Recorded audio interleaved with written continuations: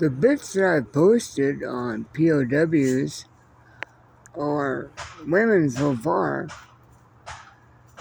2 batches of German women. The first being in Texas at a ranch, cowboy ranch.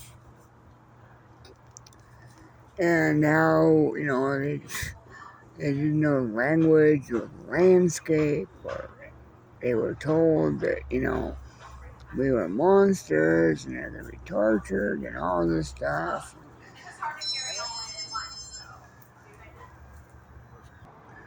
There was at least one of them who had linguistic abilities and was able to pick up on English pretty well. And Spanish, because they had Spanish cowboys. Or Mexican cowboys.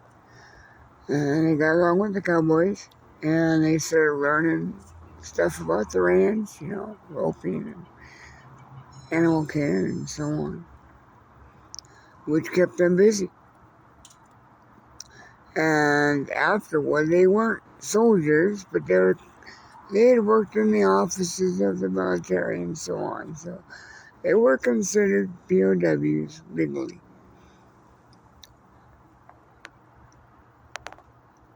But after a while, they were, I guess a couple of months, they were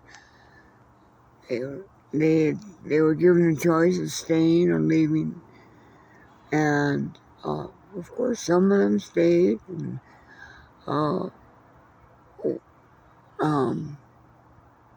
of them got married, of course. And none of them knew about the concentration camps until the news broke out, and they were shocked, horrified, of course.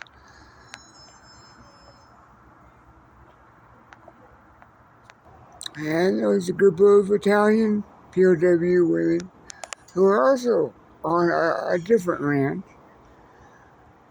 and happened to have, was also a winer. They grew grapes, a vineyard. And the grapes were going to waste because they didn't have anybody to pick them. And they found out that these women came from wine-producing areas in Italy, and they knew how to handle them. So they got them busy on working on the grapes, and they'd go around and they knew a lot about them, and they could tell them, all right, well, these are sick, and you can do this and that and everything. And they normally would have sold them to a winery, but that contract had either they had gone out of business or something. So they realized that there weren't any restrictions on making wine for soldiers. So that's what they did. And that was their project. And they, of course, were given the opportunity later to go home or stay. And one of them stayed to manage the vineyard. And she got married to later on. And